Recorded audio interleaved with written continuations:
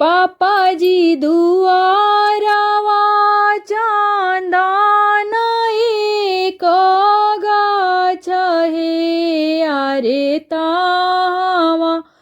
सुंदर दुल्हा घोडा दऊ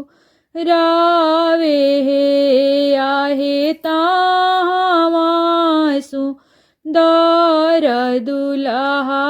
घोडा दऊ रावे हे चाचाजी दुआरावा चांदन एक गाछ हे आहे तावा सुंदर दुल्हा घोडा दऊ रावे हे भैयाजी दुआरावा सुंदर एक गाछ चांदन एक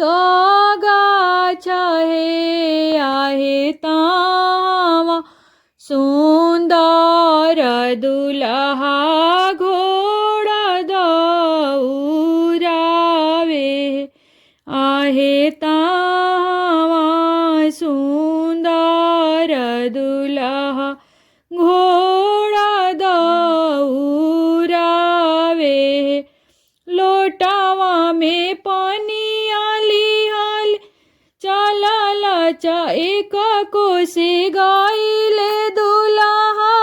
दुई कोसे गाईले हे आरे तीसर कोसे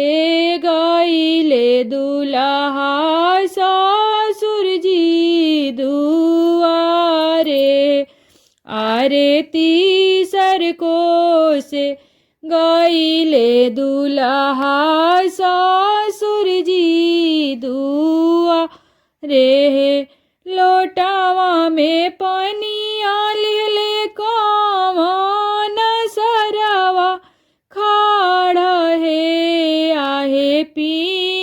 नाही आहो जीजा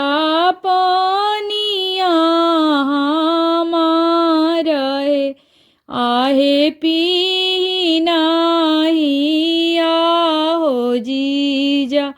पानिया हमारा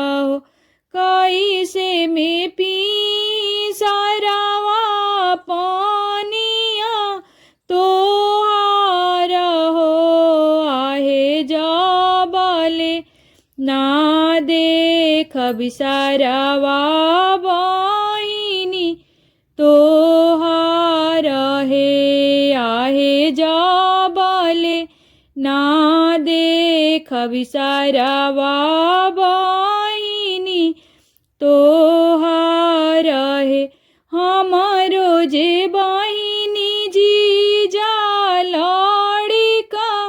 नादान हे आरे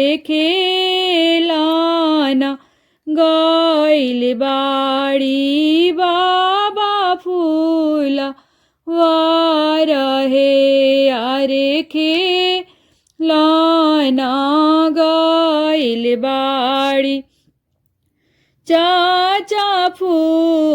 फूलावार है हमारो जे बाहिनी जी जा लाड़ी काना दान है आहे खेलाना गाइल बाड़ी भैया फूला वार है आहे खेलाना गाइल बाड़ी बाबा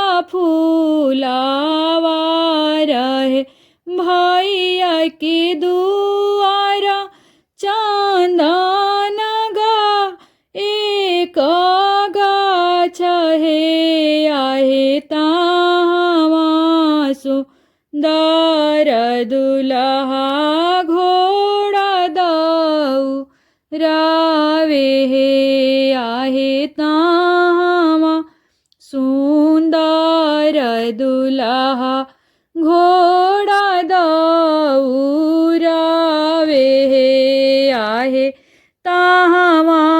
सुंदर दुल्हा घोड़ा दौरावे